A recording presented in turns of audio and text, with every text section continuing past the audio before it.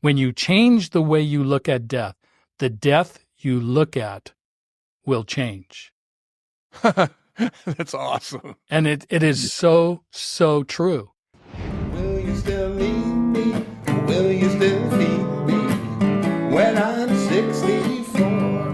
And now the podcast where together we discuss proactive aging on your terms, connecting to the professional advice of our special guests while creating better days throughout the aging process.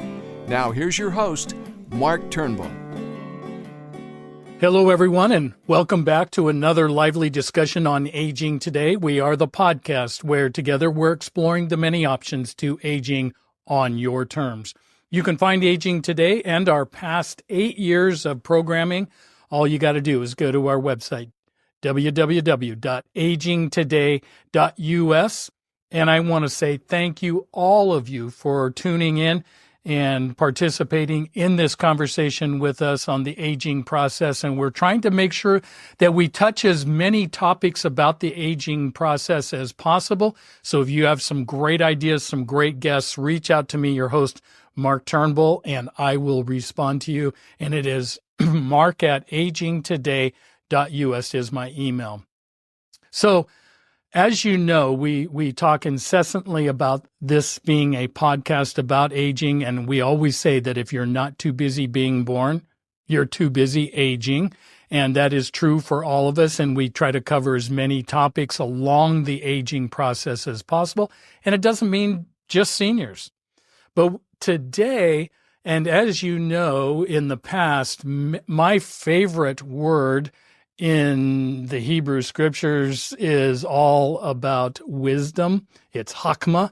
And today is no different. We've got a great guest on today that is going to be sharing from his wisdom about the dying process, or about death in particular. And it is part of the process. And one of the things that I always find interesting is, another one of my favorite words is curiosity. I love people that are curious, and we should all be curious about, what's going on in this world. How long are we here? Why are we here? And trying to find our purpose and meaning. And well, we're going to go down that trail today. And here to guide us is Rich Nisbet, and he is a life and end of life coach, and he's an author, and he's written several books, and he also has a podcast. So here to join us today in this conversation is Rich. And Rich, thank you for joining us on Aging Today. You are welcome. Yeah, very excited to go down this trail with you, and what a journey it is for all of us. And I know you're a part of that journey as well, trying to find the answers to life, trying to find the answers to why we're here, what we're doing here, and then what's beyond. And so I'm looking forward to that discussion. But before we do that, we always do with every one of our guests, we ask, what's in your story? And what is it that, I'm sure you started out as a child, like most of us. But what led you to where you are today as a life coach? Do you see the guitars in the background? Yeah, they're very curious. In 1964, the Beatles played on Ed Sullivan. Yep, I remember that. Our black and white TV, and I watched the people going crazy, smiling, and I thought, wow, if music can do that and make people that enlightened and that happy, I'm going to be a musician. I'm going to do what they're doing. And I did that for several years, professionally, recorded, traveled the world, played Japan, all over the United States. But during my travels, I met a guy who asked me if I'd ever been out of my body. And I said, I don't know. What are you talking about? Well, we kept talking, and eventually it became evident that I had been out of my body. And I was viewing my physical body in the room from about 8 feet above it. Okay, if that's true, what was it that left the body? Yeah, what is that? So, And and I'm assuming now this is the 1960s. So I was right there alongside of you, and it wasn't some psychedelic trip that you were nope. on. Okay. This was Yeah, this is very about organic. this is about 1975 when he asked me that question. Mhm. So I'd been through the 60s. I had tried marijuana and drugs a little bit, but I could see very fast that was not the answer. So when he said, "Have you ever been out of your body?" and I had actually remembered having done that, little kids do that a lot. Anyway, that made me start thinking about my own self and what am I? If I could be out of my body, then what am I? Mm-hmm. Who am I? And I started studying Eastern religion. I started New Age. I took classes in life coaching. And it all dovetailed to the point where, wait a minute, music can make people happy temporarily. But if I was a counselor or a coach, I could make people happy permanently. So that's when I started on the journey of becoming a counselor and a coach. Talk a little bit. I'm going to go back just a little bit and talk about some of Sure. your music, because that may have an indicator of the type of coach that you are today. What type of music were you playing back then? It started with Beatles, 60s pop music, Mm-hmm. but it progressed into progressive rock like Yes, Genesis, Gentle Giant, King Crimson. And that music was more intricate, great harmonies, time signatures, and it really kind of started dovetailing into kind of the spiritual realm versus just, I love the girl, she loves me, that kind of thing. Right, right. Yeah, I was going to say, what is it about music that touched a chord in, no pun intended, but touched a chord inside of you that really resonated? God, well, ask Paul McCartney that. Paul McCartney said, "What is it about music? How come I can listen to a classical piece of music and all of a sudden start crying? Mm. How come I wrote Yesterday in my sleep? When I woke up, the melody was already there." Now, this gets into the whole out-of-body thing and a realm that is around us right now that we can't see or perceive with our little body and our little brains. But there is a realm, and people who have near-death experiences see that realm. And now we're getting into a whole new category. Yeah. But in that realm, I'll just say there are audio sounds that we can't hear now, beautiful music. There's frequencies that we can't see with these little eyes, but if you're in that realm, you can see all this other stuff. It just shows there's more to life than just this piece of meat we're stuck in. Yeah. Yeah. I've always been curious about musicians because I think they're some of the most brilliant artists on the face of the earth. And the reason why is because just what you just described. How did somebody create that melody? I mean, I get the words. I can understand creating words, poetry, whatever. I can understand that.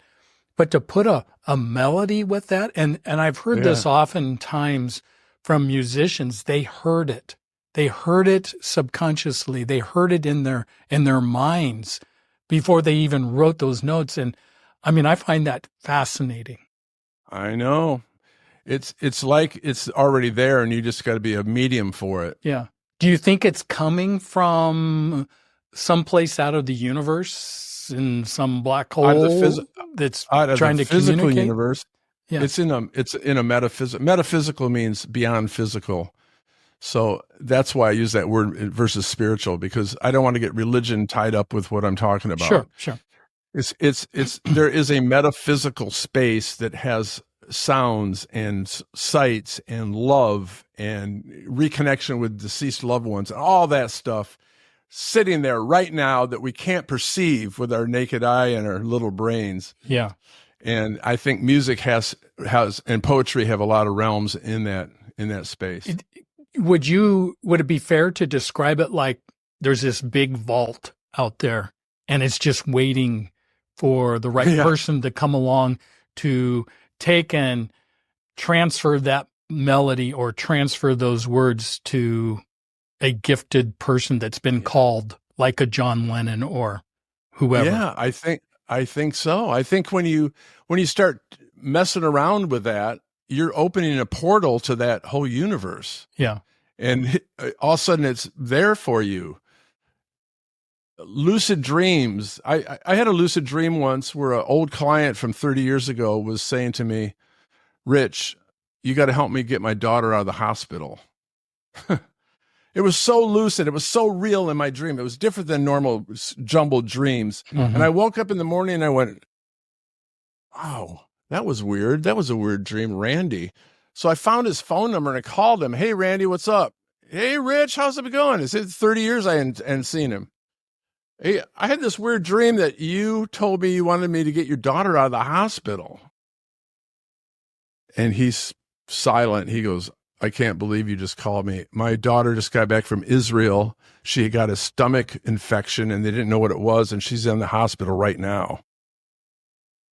So how did I know that?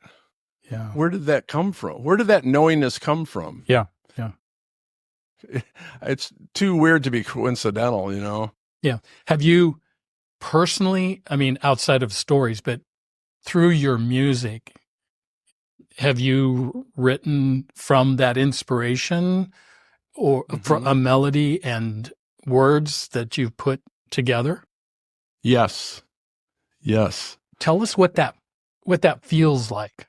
It's powerful. Yeah. It's like, kind of like, oh my God. And you can't get it down fast enough and I don't want to forget this. And you're hearing it. And it's like, oh, I go to the piano, ding, ding, ding, ding, ding, and try to do the melody and sing it into my iPhone, you know, like da, da, da, da, da, da, da, da, da, da. And it's pretty sporadic, actually. Yeah. Yeah. And I can, the one thing that's kind of interesting about that is when you share that story with people that it came from just in your head and there was the voice there and the melody was there, the words were there and people can respect that because now they hear the results of it. Yeah. What about, and I've heard this many times, when someone says, God told me, and similar experience, and then people look at you like you're a fruitcake. I know. Do you find that there's a correlation between the two, and how much validity needs to come with that? You know, especially, I mean, the validity is the result of the masterpiece that you put in notes and words, and people then can recognize. But is there a validity to when somebody says, well, God told me, I'm trying to think of something, I don't know, whatever it was that I need to tell the world, you know, the street corner preacher, repent for the kingdom of God is at hand, you know. Right. Yeah. As opposed to a song, well, I mean, repent for the kingdom of God is at hand. That could be the world is coming to an end in 50 years or 50,000 years. What, you know, that's hard to bring some validity to it as opposed to a song. I understand. Yeah. The word God is interpreted by billions of people. Yeah. Everybody, when you say God, do you believe in God? I'm like, well, when you ask me that question, what is your idea of what God is? So I try to stay away from that but I can for sure say there is a realm, and I would say that that's represented in the word heaven, God, all the religious stuff. Higher power. Higher source, yes. Yeah. Yes. So I don't think that we're not, like I say, well, is God different than from us? Ultimately? Yeah. I think that there's a scale of responsibility or love or faith or, you know, you got hate and love. Irresponsible, responsible. And I think those are infinite. I don't think we could stop loving. I think we could always love more than we do right now. So that scale never stops. That's infinity, right? Yeah. Yeah. And that's what God, the concept of God is, infinity. Yeah. Do you see it as a centralized power or source of power or source of being, that it's coming from one area, or is it? I like the river thing. Okay. We're whirlpools in a river. We're separate whirlpools, but we're made of the same. We're in the same. And when the whirlpool stops, we're back in the river with everything. I think God and us are kind of with each other connected all the time. Yeah, connected that way. Yeah. Okay. Totally. Well, and I think it's important to kind of, it's an interesting set of questions of, because we're asking the bigger questions of life. What is our purpose? What's our meaning? All of that. When you talk about, have you ever had people say they've had communication from deceased loved ones? Yeah. Yeah? Oh, yeah. Okay. The other day, my nephew, Joe, he works in a financial kind of Edward Jones kind of place. And he said, Rich, can I talk to you? Because I'm like the black sheep of the family. Everybody else is educated, and I didn't go to school. I just played rock music and started life coaching. So he said to me, he had a client come in, and she said, you need to set up an account for my grandson. And he said, I didn't know you had a grandson. And she said, I didn't either until recently. And he goes, what do you mean? She said, well, my 40-year-old son passed away, died in a car accident a year ago, right? He goes, yeah, I remember you told me. She goes, well, the other day I'm in my car and I'm driving along, and all of a sudden there he is spiritually in my car, as if he was in my car, and my hairs went up on and he says to me, you missed an email, Mom. You got to check your email. You missed one. Gone. She said it freaked her out.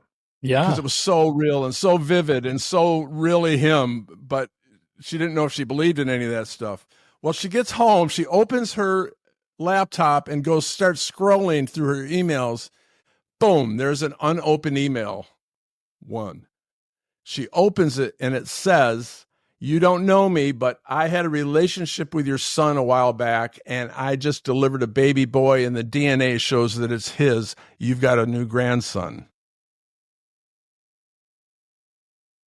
That's a mind blower. So when people get messages from God or songs that they hear or other deceased relatives talking to them, where's that coming from? Yeah. I think there's a realm there. Yeah. It's a source for sure. And there's probably countless examples of people's experiences. And I think that's one of the things that, whether those experiences are true or false, or they're made up or they're not made up, it's your experience. And doesn't that come down to, respecting each other's story? And especially if there's millions of those stories. Yeah. There's a book called After by Dr. Bruce Grayson. This guy had not a spiritual bone in his body. He was straight science, guts, cells. When they die, it's blackness, it's nothingness. And he had a suicide patient, attempted suicide, and he was trying to help her. Well, the next day she woke up and started saying things to him that she couldn't have known, because he was in a different part of the hospital talking to her roommate. And she goes, yeah, I remember you last night. You were talking to my roommate. He goes, wait a minute, you were unconscious. Yeah, I saw you. So she was out of her body. She saw the whole thing and relayed it to him, and it freaked him out. So he later on wrote a book on near-death experiences and interviewed thousands of people, and found out that all around the world, people will have a near-death where they die, go to that other realm, and come back and talk about it. So I think, reality is what it is, and everybody's got their own sense of what is real to them. And science can't prove anything that I'm saying is wrong. Yeah. So, yeah, I think that's probably a really good way to state that, is that, there's a lot of things that we can't prove scientifically, Correct. but we Yeah. can validate those through our own personal life experiences. And again, it may not be what's true for you, but it's what's true for me. And then our responsibility as citizens to each other is that we need to learn to respect and protect the experiences that each of us have. And, I was thinking about this, and what's wrong with our world currently is that there's something about people that when they become so dogmatic that they know what the truth is, You think? yeah, that's what's dividing our country. The obsession of being right Yeah, is probably taking everybody down. yeah, Were you listening to respond versus listening to understand? yeah. That's a good one. Explain what you mean by that.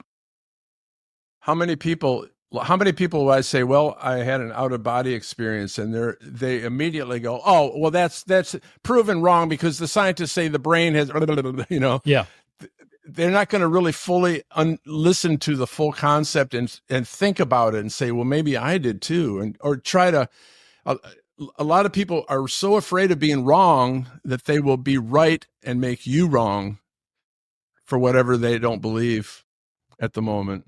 yeah, yeah. So, and we're going to be and today we're going to be talking about death, and death in particular is, we're all going to die. I mean, I know of no one, that has lived beyond this, that has lived forever. So it is appointed for all of us to die once. And so what does that look like? And what I'm curious about, as what I find interesting, we all know that up here, but when it comes to the actual process or the actual death itself down here, we're all in denial. And I'm just curious why. What has happened along the way? What has been your journey that you've unraveled that mystery? Can I answer that? Recently, I was asked by a client, because I wrote this book called When It's Time, to help people at the end of life. Mm-hmm. So I've sold a lot of copies of the book, and I had somebody get a hold of me, and they wanted advice on what to say to their 3-year-old on what happened to Grandpa. The grandpa died, right? Yeah. And they didn't know what to say to their 3-year-old. A lot of people say, oh, he's in a better place. He went to heaven. He's watching over us. And that's all fine and good, which is kind of indicating that Grandpa didn't die, but his body did, right? Yeah. But how about if Grandpa could get out of his body, how did he ever get into it to begin with? So I'm writing a book now. It's a children's book, and I call it The Life Circle. And it's a story that goes, once upon a time, there was a spirit in the air named Soul. And Soul wanted to learn and experience what it was like to run in the grass, to eat birthday cake, and to play with toys. But he didn't have legs to run with, he didn't have arms to pick up toys with, and he didn't have a mouth to eat with. So he needed a body to do that.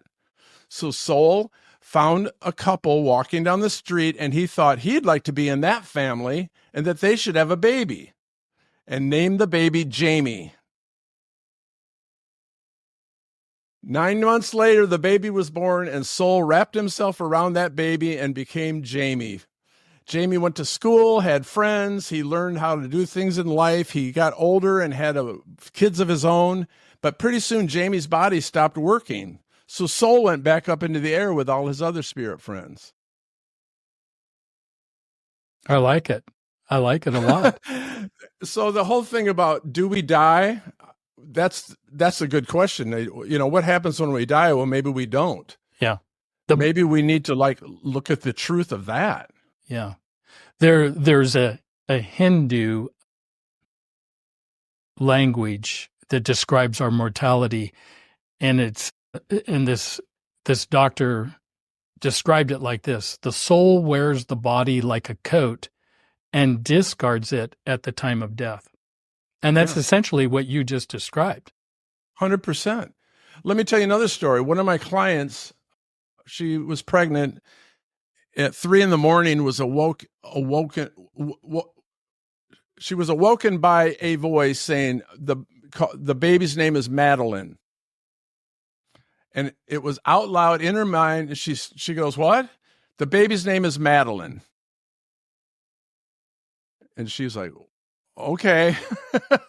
Yeah. It's just like you and I talking. That's how vivid it was to her. Well, the next day she went to work and her boss came up and goes, "Hey, I was in Walgreens last night and I saw these little stickers. It says a message from Madeline. That's what you're calling your kid, right?" And she's like, "What?" And then she went to an event that night at her church, and one of her girlfriends came up and goes, "Hey, I had a dream that you're naming the baby Madeline." So the spirit was present before the birth of that body. And I have so many other stories about that. And there's actually in the Kabbalah, there's reference that the soul is present 7 days before conception. And remember, like Cupid would shoot the arrow at the couple to have them procreate? Yeah. Like the spirit's like, "Come on, man, I want one of those. Come on, let's go." Yeah. Yeah, I think that's really great language. But my question is, I mean, I tend to want to believe that as well, the way you're describing it. And Yeah. And as I look at death, in my good days, I look at death as the body, that the soul is discarding the coat. Okay, that's the way I look at it. I look at it as this old tent of mine is just worn out, and it's time to be replaced and to then continue on. And I understand that up here, and I somewhat understand it here, that it's not a period. It doesn't end, that there's more to life beyond this life. But what is it? And I know the majority of people feel that way, but we're all kind of afraid of death. I mean, why? What in your travels, as you've talked to many, many people that are on the end chapter of their lives, and you've probably witnessed many, many counts of stories and examples of the fear, the anxiety, but I'm sure you've also experienced the other side too, of joy and of peace. And that's a great place. Right. And I hope to be there. And I want to tell you right now that that's where I want to be, but I won't know until I get there. That's true. You notice how a lot of people get very religious around death, don't they? Yeah. Yeah. So they're like, "Oh shoot. Uh-oh. Sorry. Yeah, I believe in you and it's all good." Yeah. All of a sudden. There's no atheist in the foxhole. All my counseling and coaching, I never give advice. I give what I call progressive questions. Mm-hmm. And a progressive question is like a philosophical exercise. And a lot of the things that you and I are talking about right now can be experienced by people doing these philosophical questions. Now, back in the 60s, they did LSD and took drugs and went to the and they had these big epiphanies. They had these big epiphanies, and that experiment kind of backfired on the CIA who was running it, because they wanted to create killing machines. But all the hippies are like, "Hey, peace and love, man. I've seen God. I don't want to kill anybody." Yeah. But one of the progressive questions is very simple. Recall a time when you were young. Now, if you ask a person that question enough times and they give enough answers, do you know what happens? They recall a time when you were young. "Yeah, when I fell off the swing." "Okay, recall a time when you were young." "Oh, when we had ice cream cone in my parents' house." "All right, recall a time when you were young." "Oh, I played baseball with my friends." Recall it, on and on and on. My school, my parents, my Boy Scouts, but eventually they hit this epiphany. I've seen this time and time again. Wait a minute. wait a minute. Every memory I have, the environment has changed. The house I grew up in looks different now. The body I have looks different. It's aged. My parents are really old now. The streets are different. Every physical thing in my life has evolved and changed. The only constant is me. Every memory, I'm the same person. I'm the same thing. Yeah. And all of a sudden, the idea that you're a spiritual being, that you can't die, and that you're infinite hits you like a ton of bricks. At least it's a glimpse in it, like, wow, if everything else is getting old and I'm not getting old, that's what I mean. And that's what some of the talk is at the end of life for people. Are you any different than you were when you were 4 years old? Have you actually changed at all? Well, my opinions have changed. I know, but how about you, the source of your opinion? Yeah. Whoa, I never looked at it that way before. Yeah. I tend to agree with you on that, because I can remember back as far as when I was 3, and cool, and which is remarkable because, and when I explain the scene, yeah, and I go back to the pictures, later when I've found pictures that describe that scene, I'm going, oh my goodness, I remembered that, and here's the date on that picture. And I hadn't seen the picture before. Time stamped, right? Yeah, yeah. And it's just remarkable. And what I felt like back then as 3 and 4 and 5 years old, I'm pretty much that same person. It's interesting that you bring that up, because I never looked at it that way. That's so cool. Yeah. So if you don't really change, maybe when your body's gone, you won't change. You'll just keep going. Yeah. That's kind of the point, isn't it? Yeah. Now, listen, body, okay. The spirit has no identity. The spirit's not a female, male, sexual, gay, whatever. You're not. You're just, a spirit is a different quality than a physical thing. But if you take a male body, now you're a male.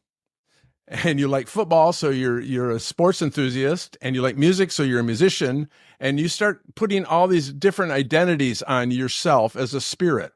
Mm-hmm. So when you can't play music, that identity is now a loss, and you feel bad. I'm a dad, but now I won't be a dad anymore because I'll be dead, and my kid will. Okay, that's a loss. So when you connect up yourself with all these identities that you thought you were, it can be a scary thing to lose your body, because you're losing all your identities as well. Yeah. And that's what we fear the most. I think so. Yeah. I think you're onto something there, because I have often thought about, that day, whenever that comes, about how I'm going to approach death.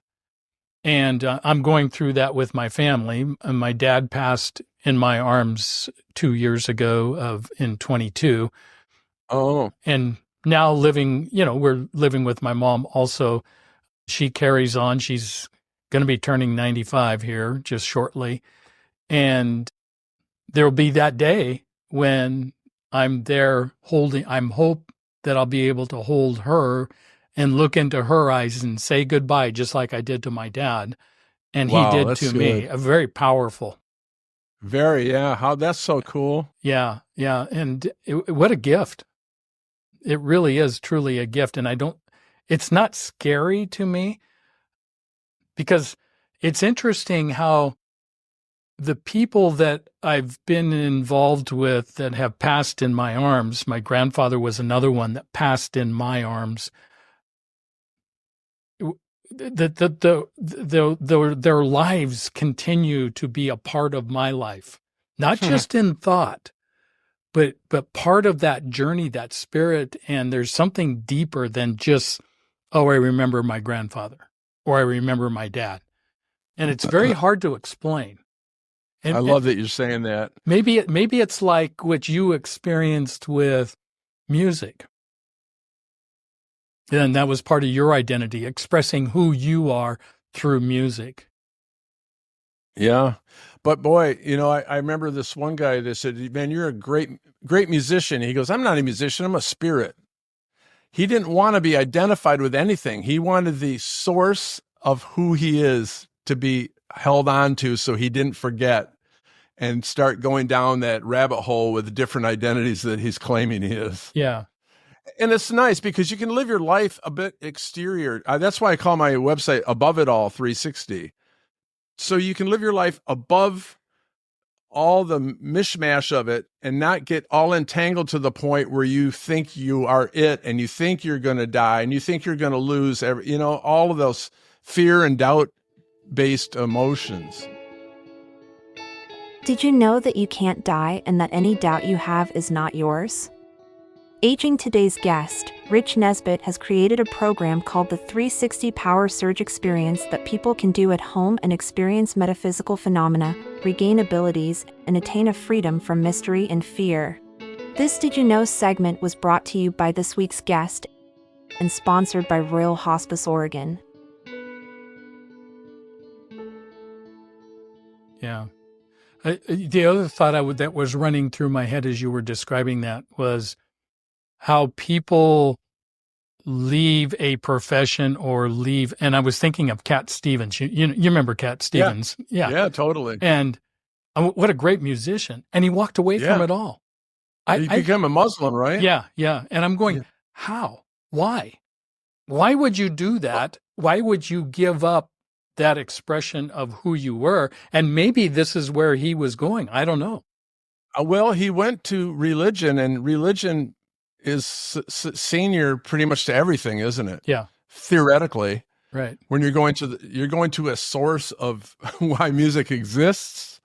So he might have felt it was a bigger calling to go all the way. But I think he did come back and made some more records, didn't he? Yeah, I'm not sure. I saw him the other day on a video. Oh, did you? Oh, I'm glad he did. It's fine to take a break from it, but I mean, that was a gift that he was given to share with the rest of us for our own spiritual journey. And Cats in the Cradle. I mean, that was him, right? Cat Stevens. Was that Chafin? That was Harry Chapin. Yeah. What was the one music piece? Well, he did Peace Train. Yeah, Peace Train. Yeah. He did Peace Train. He did quite a few.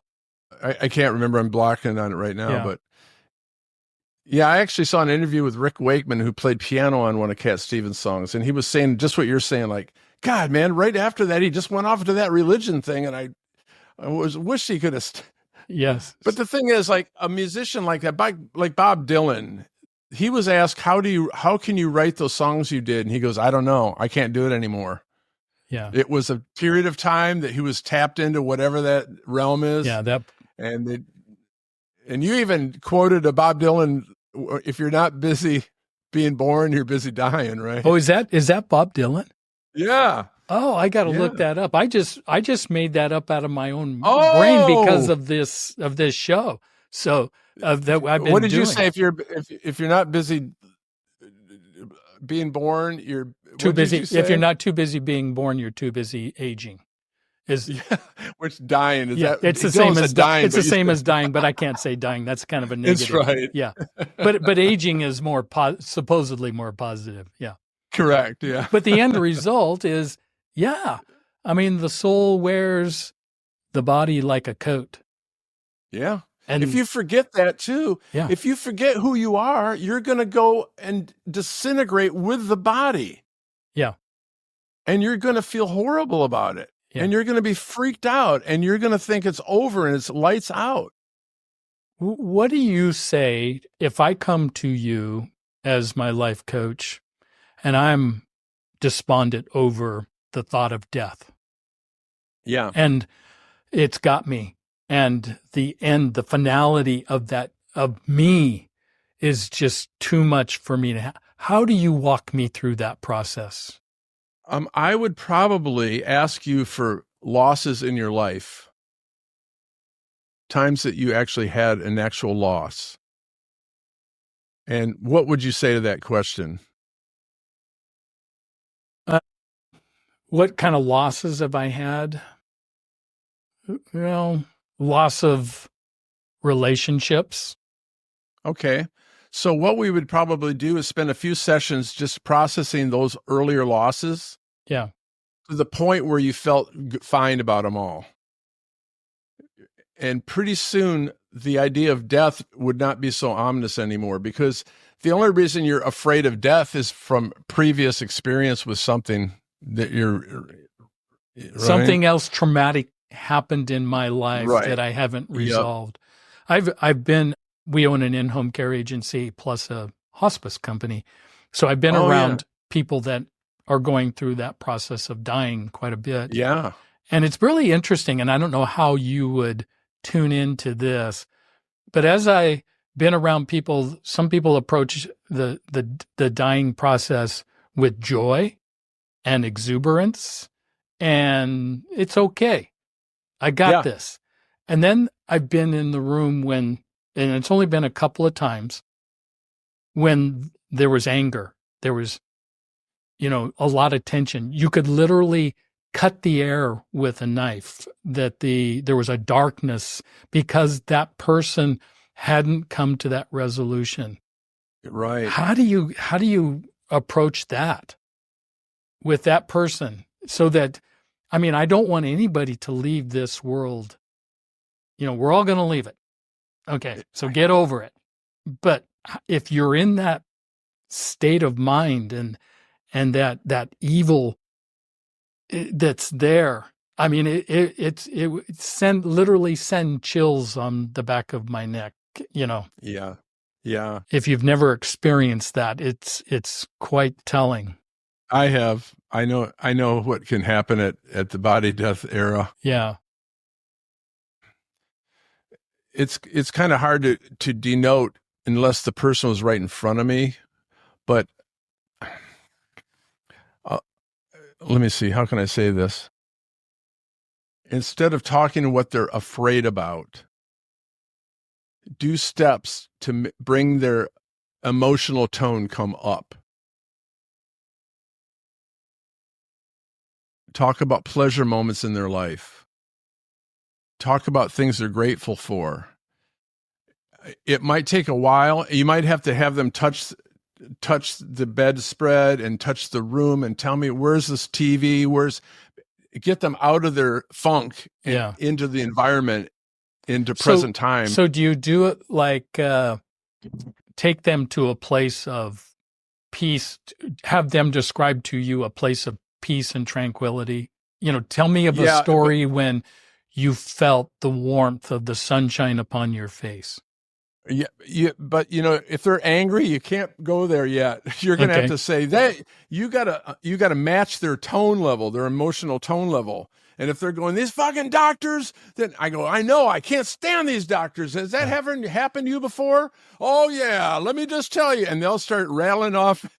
And now they start getting kind of their emotional charge out of their system. And now you can start saying, well, have you ever had a good doctor?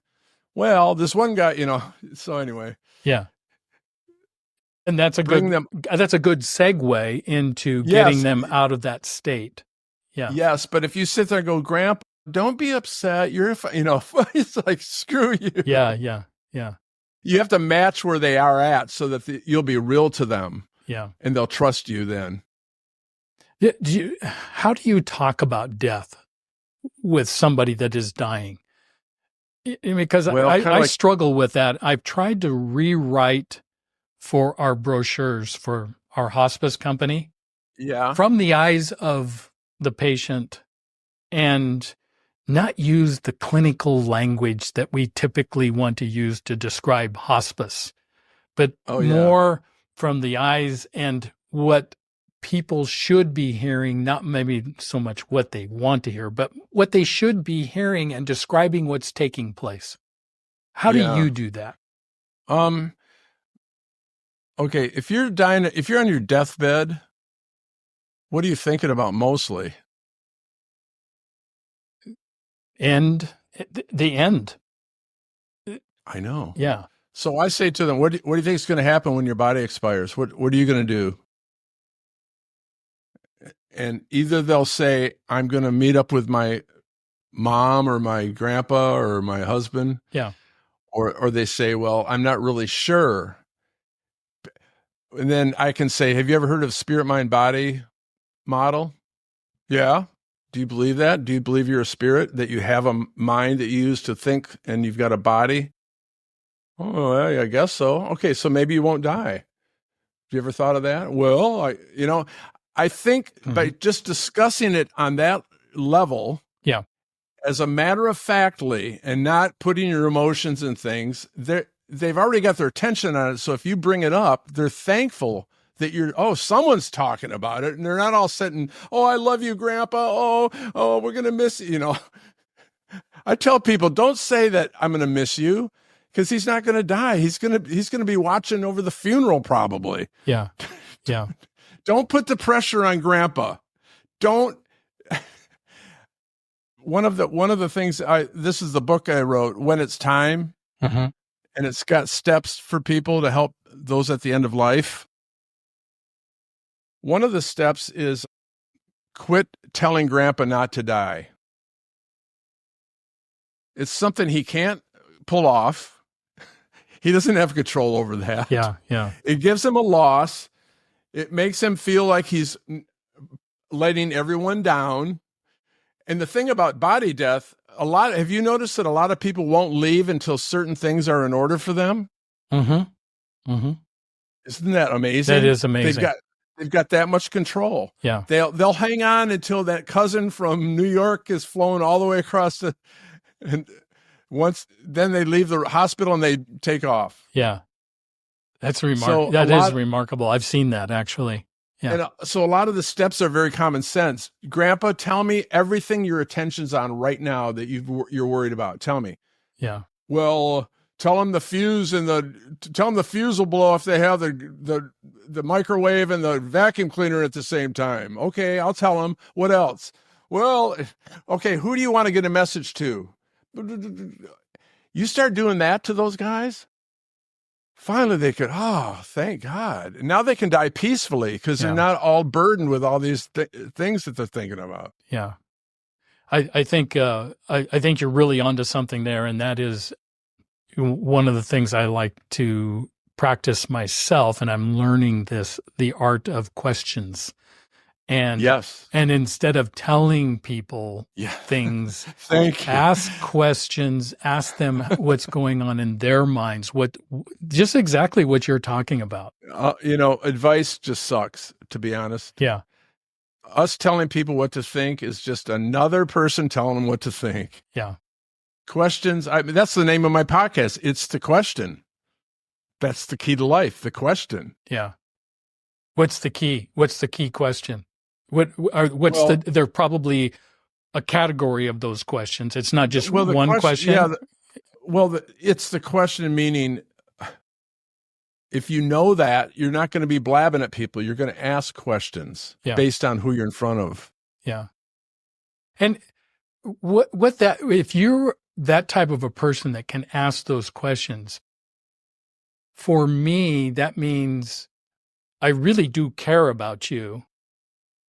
And I know I'm secure in myself. And I think most of us are not secure. And so then we begin making statements like, Grandpa, I'm going to miss you, and that's the obvious. Of course, we're going to miss him. You are so right on that. Yeah. And one of the chapters is, it's not about you. Yeah. Yeah. That's a chapter. It's not about you. It's about Grandpa, and quit letting him know how miserable you're going to be.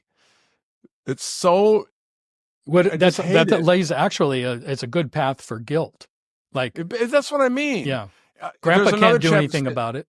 No, he can't. And now you're going to let him know how much you're going to miss him and how great if one of the chapters also says, leave the room periodically, because some people don't want you staring at them. They want you to leave, and so they can take off and not burden you.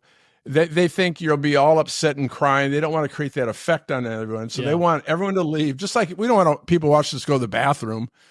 Yeah. Some people don't want them to be stared at when they're trying to take off.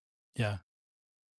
Good point. Those are really some good practical things to do in the presence of somebody that is, going to be leaving this world. Correct. And how do we, and one of the things I keep saying over and over again, it's about your presence. I know. How to be present in the room. Yep. And we're just talking about it a little bit now, but how much deeper can you go with that and helping us to be present in the room? What else would you say? Well, take the idea that you're a coach for the person in front of you. Mm-hmm. Like if they're your dad or your mom or your, that's one thing, but you can switch hats a bit and just ask them questions about what they're thinking about. Then that sets you up as someone who will listen and cares about them. And it's kind of like you have a zero attitude, almost like a zero attitude. Mm-hmm. When people are sick and dying, you got to be gentle. You can't put overwhelm on them. They're already overwhelmed enough with a dying body. Come on. Yeah. So you got to be gentle and just soft and talk real. Don't whisper around, even if they seem unconscious, don't whisper stuff because they can hear you. Yeah. Yeah. But there's too much evidence of that. So many times I've been in the room and then a family member comes in and they go, Mark, can you come over here for a minute? And they start whispering to me, telling me what's going on. And then my patient over there is saying, God damn it. I don't want you talking behind my back.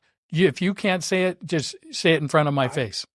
Yeah. And so, you're right. And that's respect. Big time. Yeah. We're talking about them. It. Yeah. Like that. It's just not a good place to be. I'd like to tell you a quick story. There's a chapter in the book called The Letter. Mark, what do you think is the biggest regret when somebody dies of everybody around them?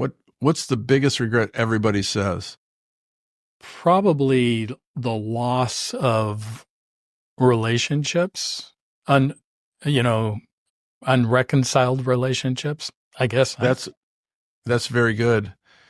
What they wish they could say, but they didn't get a chance. Yeah. I mean, and that's a process I use. That's one of those progressives. Tell me something you would like to say to them. Okay, so the chapter of the letter talks about this. When someone's dying, contact all his or her friends and family from all over the country.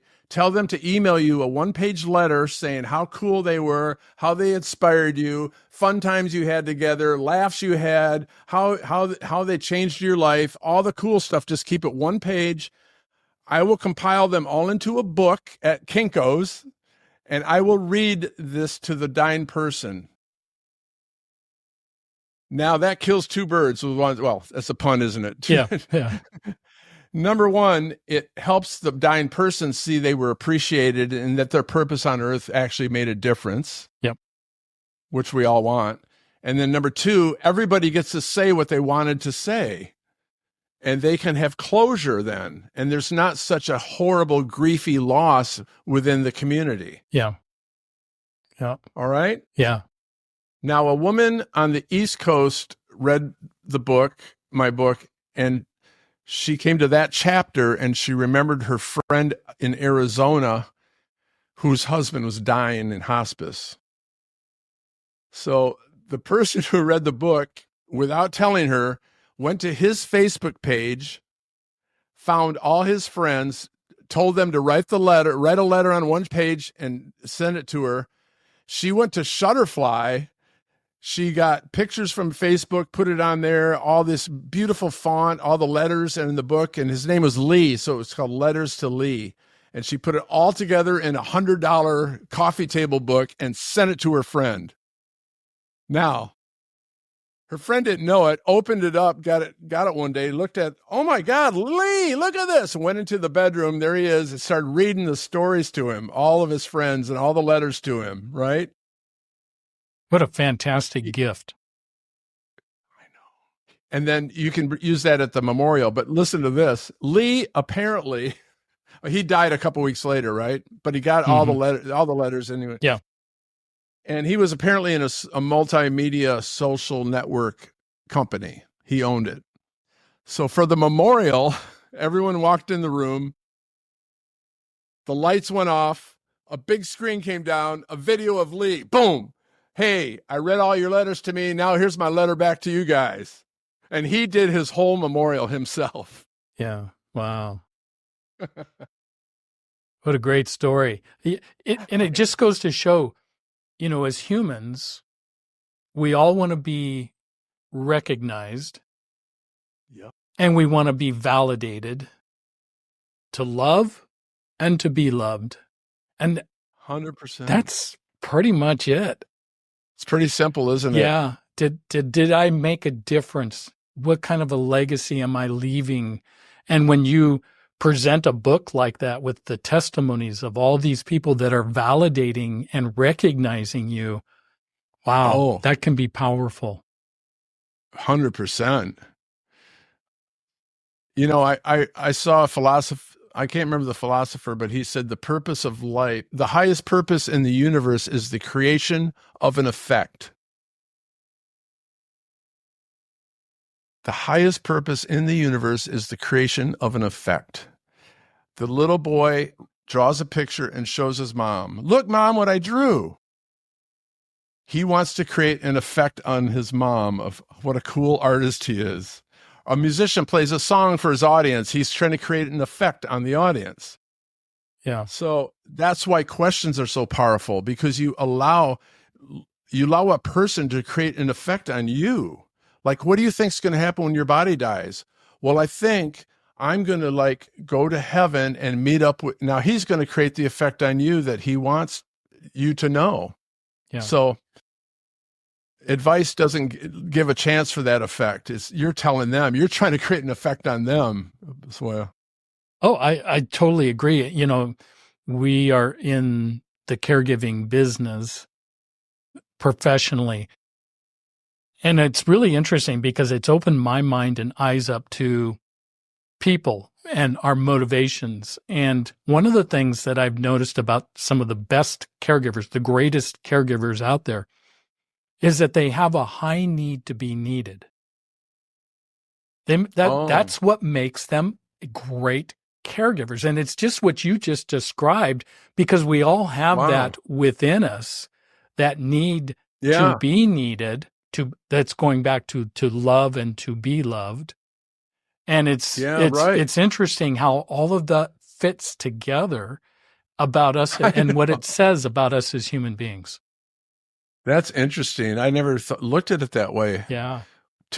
For you to want to help others, you want to create an effect on other people that they are better off from what you did with them.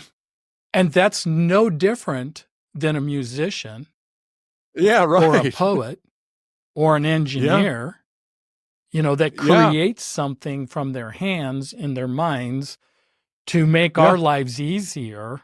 It all fits. It all fits. Or if somebody creates a beautiful dinner and the person goes, I'm not hungry. Yeah. Well, you're not allowing her to create an effect on you of her dinner. Yeah. So you are blunting her biggest purpose in the universe, dude. Yeah. And if you're not hungry, eat. Eat it anyway. Let her create an effect on you. Oh my God, I have never had the mashed potatoes this good. It's not about the quantity. It's about just tasting the art form of what that person put together with their hands and their being, and the spices and all the things that go into creating a flavor.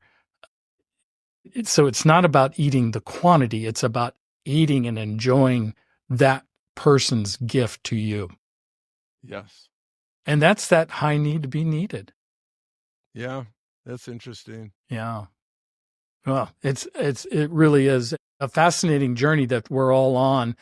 And at some point we are going to come to the end. Yep. In the sense of our physical bodies. Yeah. And then how then, and we can conclude with this, if we come to that realization that we're at the end of our physical being, how then do you help prepare somebody for the next stage, the next journey beyond this world, beyond the physical? Because some people, and again, some people may not believe that, but it doesn't matter what we believe. Most our belief systems, I often say that most of our belief systems are BS because we don't know. And what we should be doing is lifting up the human spirit. And if I'm wrong and I've done nothing but elevate you to a higher place to go to that next beyond life journey, and if I'm wrong and you're wrong and it's just darkness, it didn't matter anyhow. I know. The thing about, here's my demarcation point between what we're talking about and religion is this. I can, for 100% certainty, say that you're a spiritual being. You're not going to die. You're going to retain a lot of your memory and a lot of knowledge. And you are here to learn and experience things from this vantage point with the body. Now, who created you is up to faith and God and religion. But that's up to a person, if his faith in that. But I can say, just like gravity, if I drop this, it's going to fall. If this body drops, I'm going to keep going. Yeah. It's about, to me, it's that cut and dry. And you don't have to be religious to know that. I'm anxious for your book to come out, your children's book, because children's book, yeah. Oh my goodness, you said it so clear and simple, and it fits with a lot of what I believe about the soul. And the soul is just wearing this body. It's a temporary body for a period of time. And then beyond that, the soul continues in another journey, whatever that is. And I don't know what it is. You know what's so cool about the end of the book? It said, and soul went back to his spirit friends and told them everything he had learned when he was being Jamie on the earth. The end. And then across it, I'll say beginning. Yeah. Oh, nice. Nice ending. Nice ending. Yeah. All right. Is there anything else that we didn't cover? It's obviously we just are scratching the surface here, but is there anything else that you want to share with our listening audience about death and the dying process and all the emotions that we feel with that? If you could tie it up in one little bow, what would it look like? The spirit that okay, number one, you don't have a soul. You are the soul. That is such a huge difference. Yeah. Everyone goes, my soul goes to heaven. Oh yeah. Well, where do you go then? Yeah. Yeah. That's a good little nuance of word, but I think you're right. I believe you're right on that. The most powerful too. Yeah. So what is the soul? What's the difference between the soul and the body? Mm-hmm. Well, a soul is not a quantity. It's a quality. The soul can decide. The soul can perceive. The soul can compute. The soul can have opinions. And the soul can create. So you as a soul, as a spirit, as a consciousness, as an awareness, whatever you want to call that, you're not part of the matter, energy, space, and time of the physical material universe. You're not part of that. You're not part of the time stream. You were the same guy you were at 4 years old than you are now. So you're not part of time. Mm-hmm.